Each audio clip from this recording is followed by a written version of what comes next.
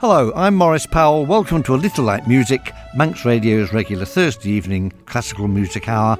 And I'm going to begin this evening's programme with an overture, The Spirit of London by Gordon Langford, a composer who has appeared in this series of programmes before, but not that often.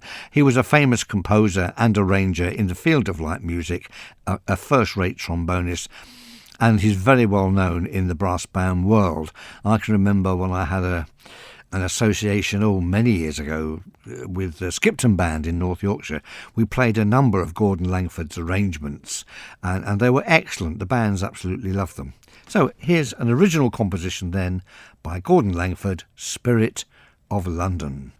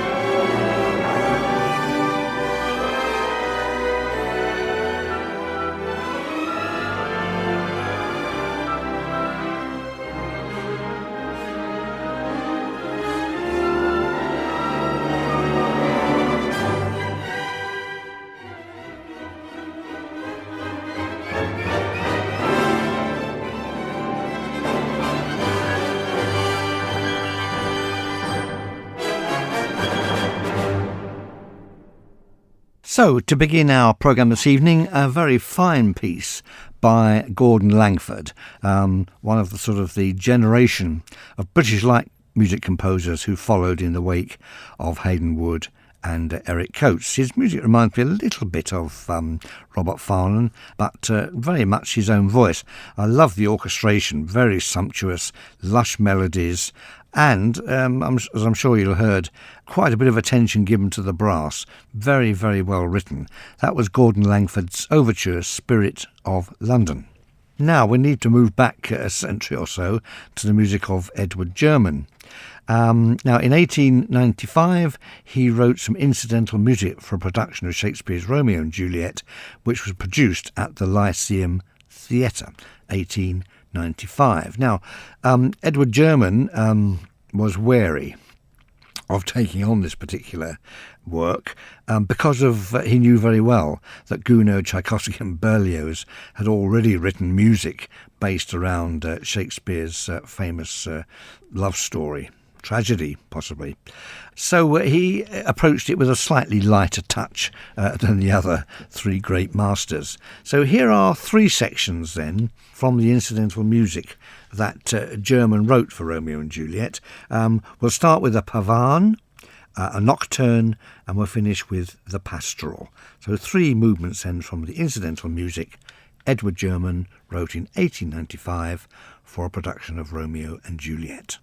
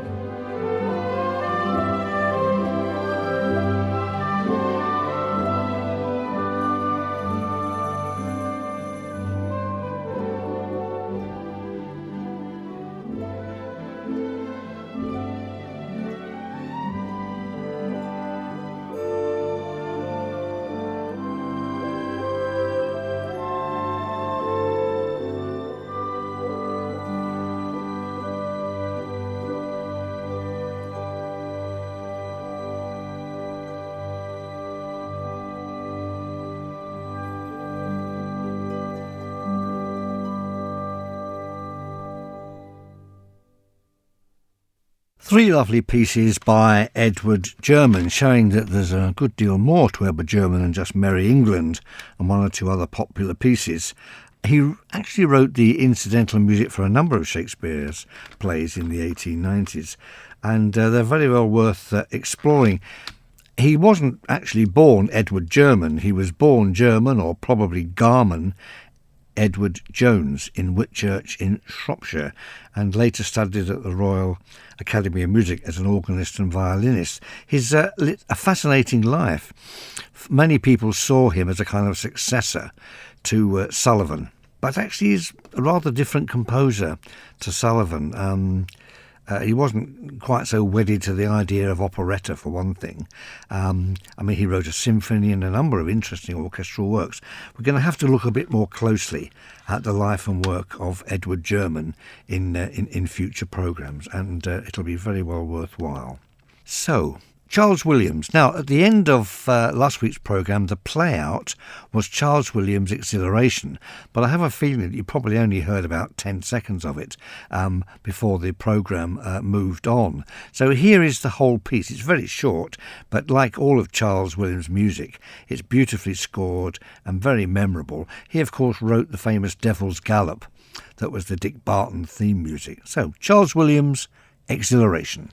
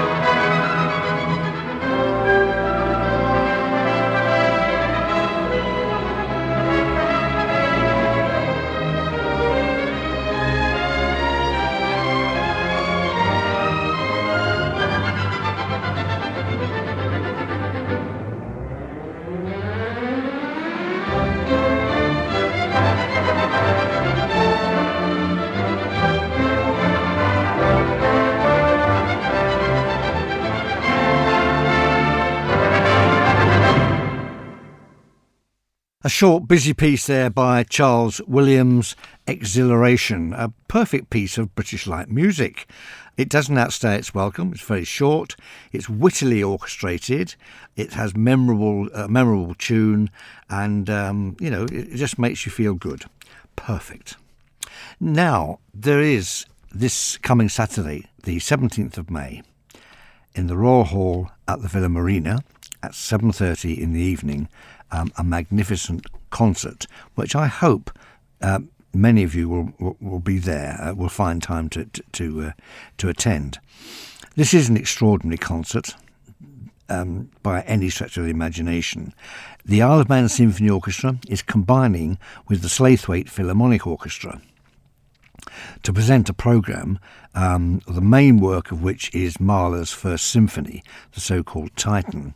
I don't think a Mahler symphony has ever been performed here, and the First Symphony is certainly the most approachable, the most relatable to, shall we say, to the music of Strauss or Dvorak or Tchaikovsky than the later Mahler symphonies. It's a magnificent work, and if you don't know it, I urge you to come and hear it. It's a one-off. I don't imagine there'll be many Mahler symphonies ever performed here on the Isle of Man. As I say, it's taken two orchestras to come together for this one. The programme also includes a very entertaining work, Britain's Young Person's Guide to the Orchestra, which is basically a concerto for orchestra. Every section of the orchestra, every individual instrument is put through its paces. There's also music by Chabrier, his colourful Espana, Mussorgsky, the rather spooky Night on Bear Mountain, and to start with, a march, Torch of Freedom, by Hayden Wood. And here is the link between the Isle of Man Symphony Orchestra and Slaithwaite Philharmonic Orchestra. Hayden Wood was born in Slaithwaite, a lovely little town, situated on the Huddersfield Narrow Canal, you'll be happy to know, about 5 miles south of Huddersfield.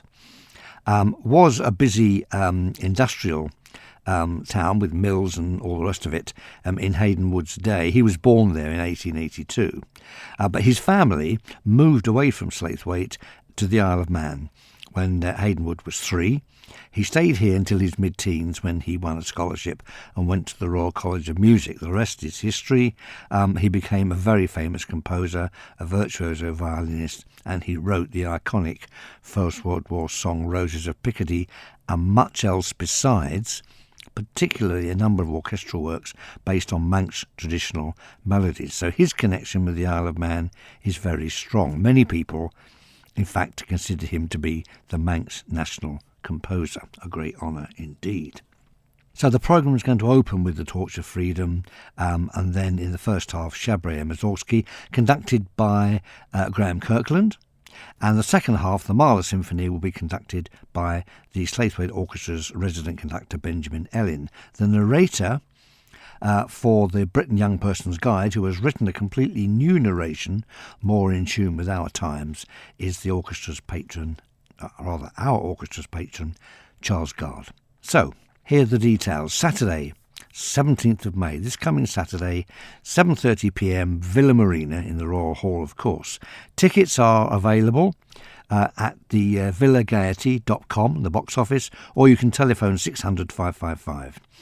It's going to be an absolutely excellent concert. I'm playing a fairly modest part myself. I'm going to be buried away in the horn section. Mahler requires 7 horns for this particular work, so I've been dragged out of retirement to come and blow on my hooter, which I'm really looking forward to. There's nothing like being in the middle of a huge symphony. So, I hope to see as many of you there as possible, and it'll be a wonderful, wonderful evening. Now, let's move on. In my ongoing search for finding music by the most obscure composers, I think I may have found the most obscure of the obscure. But there is a royal connection. The composer is Prince Louis Ferdinand of Hohenzollern. He was the nephew of Princess Anna Amalia of Prussia, who herself was a great patron of music during Beethoven's time and a good composer. Prince Louis Ferdinand was a very fine pianist, admired by Beethoven no less, and wrote many compositions, nearly all of them featuring the piano. He was a very popular chap. There's some wonderful anecdotes in the autobiography of Louis Spohr, another one of Beethoven's great contemporaries. Spohr and another composer called Dussek, or Ducek, to pronounce his name properly, were befriended by Louis Ferdinand and invited to go on military manoeuvres with him and to provide sort of music in the evenings, which they did. They found it a bizarre experience lasting several days when they were galloping around battlefields on horseback, and yet in the evenings were expected then to perform wonderful music. Can't really imagine it, really. Very, very strange situation. But Prince Louis Ferdinand was loved by all, and he was a very fine pianist. Sadly, he was killed during the Napoleonic War on the 10th of October 1806 at the Battle of Saarfeld, and he was much mourned by everybody. So, enough of all that. What did his music actually sound like? Well, here is the Romance from his octet, Opus 12, written for a very unusual combination of instruments: piano, clarinet, 2 horns, 2 violas, 2 cellos.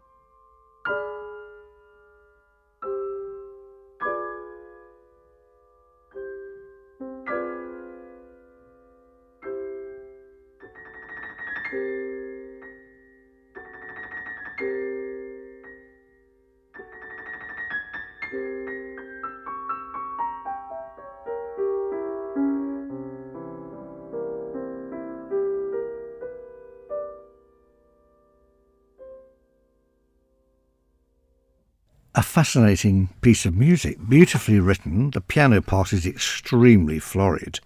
Wonderful solos for the horn, the clarinet, and the dark velvety tones of violas and cellos underpinning everything.